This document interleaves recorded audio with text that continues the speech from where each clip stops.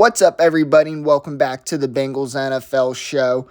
The NFL draft concluded a bit over a week ago, and now that the smoke has settled and we've had some time to digest the picks, I'm going to give my quick thoughts on all of the Bengals picks in the 2023 NFL draft. The Bengals used their first round pick on Myles Murphy, the edge out of Clemson. And no, there was many different thoughts about this pick, but the majority believe that this was a good pick by the Bengals.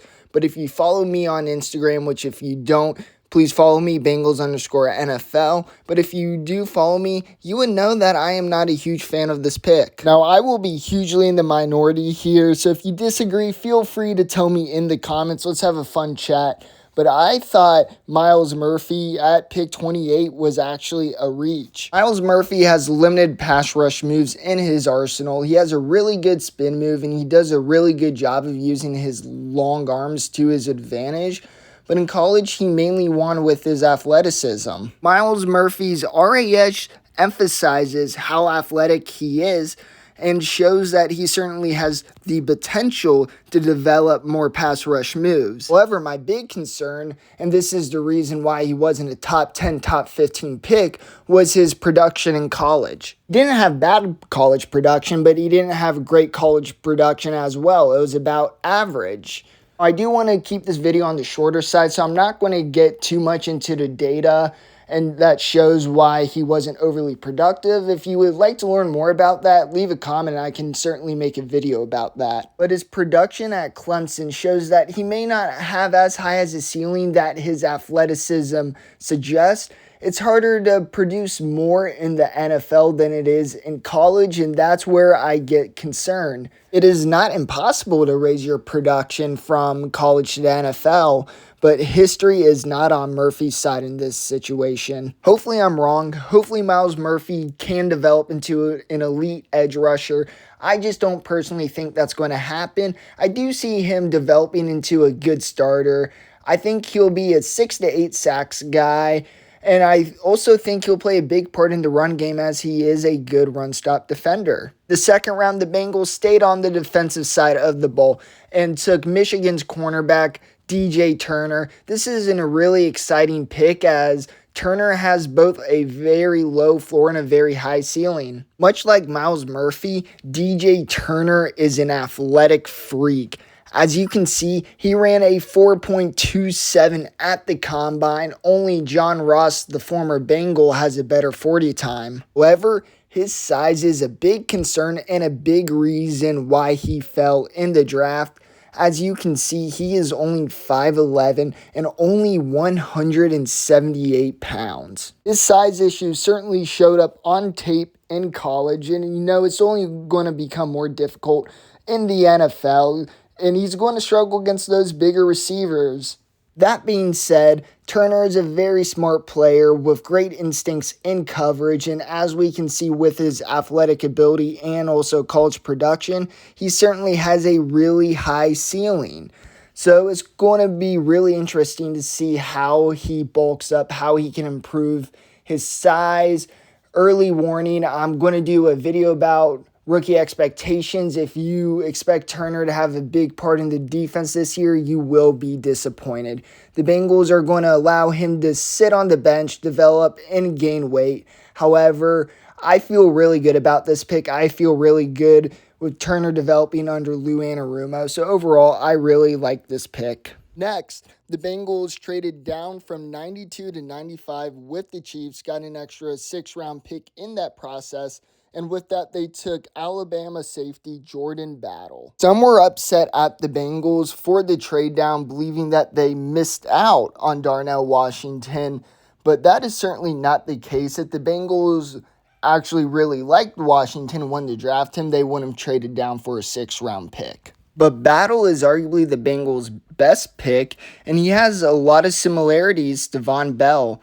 Both are great in the box, extremely smart players, with great instincts in both pass coverage and the run game, and both are tremendous leaders. So it is obvious why the Bengals were so high on Battle, and for those reasons, I am also very high on Battle. The Bengals started off their day 3 going wide receiver, Charlie Jones out of Iowa, another pick I really like for multiple reasons. Jones is extremely athletic, extremely fast. He can play slot or outside receiver, and he is also a very good kick returner and punt returner. So just getting a type of guy like that really helps the offense and special teams. My favorite thing about Jones, however, is he produces. He had 1,361 yards last season with Purdue and had 12 touchdowns. Do have a few concerns about Charlie Jones. He is only 175 pounds and less than 6 feet tall, which is well below average for a wide receiver. And he is already 24 years old, turned 25 in October in the middle of the season. So he is certainly not a perfect prospect, but overall, I really like this pick. In the 5th round, the Bengals went running back, took Chase Brown out of Illinois. Chase Brown is a really exciting prospect, as while he is only 5'9", he is a great receiving back, very elusive, very fast, and also very smart. And he's going to make an impact on day one, so you can't ask for much more in the 5th round. He's going to fit really well with Mixon. Chase Brown does have some fumbling concerns, and he also does have a lot of mileage on him, which could potentially, keyword potentially, shorten his career. But all that being said, I really like this pick. It's very difficult to find a day one impact guy in the 5th round, and I believe the Bengals have found one. And you can't ask for much more, so I think this was a very good pick by the Bengals. The Bengals had 2 6th-round picks, and they spent their first one to double dip at wide receiver, taking Andre Savas. I probably said his name wrong, and admittedly don't know much about him, but he is 6'3" and ran a 40 time of 4.43. He's a raw athlete with a lot of athletic upside, so why not take a guy like him, round 6?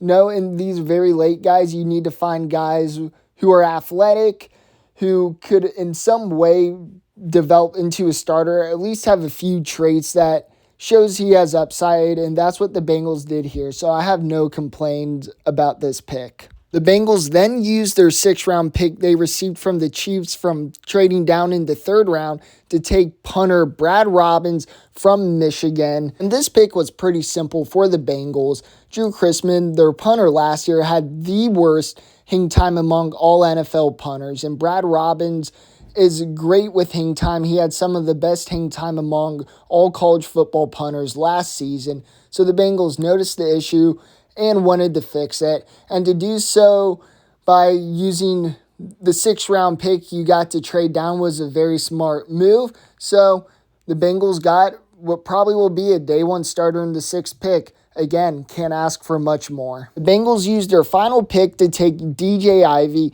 a cornerback out of Miami. Another guy who I admittedly don't know much about, but he's a 5-year player. He's very well experienced. He's very smart, and he does have athletic upside. Again, him hitting that upside may be very unrealistic, but some of those traits are there. And, the 7th round is kind of a crapshoot. He was probably the Bengals' best player available at that point. So we'll see how he turns out and how he performs in training camp. Anyway, those are my thoughts on all of the Bengals draft picks. If you enjoyed this video, please give it a like and hit that subscribe button. I'm going to be doing a more in-depth analysis of each of the Bengals draft picks, so stay tuned for that. Thank you guys so much for watching. Comment below your thoughts and let's have a fun conversation. See y'all next time. Hoo day.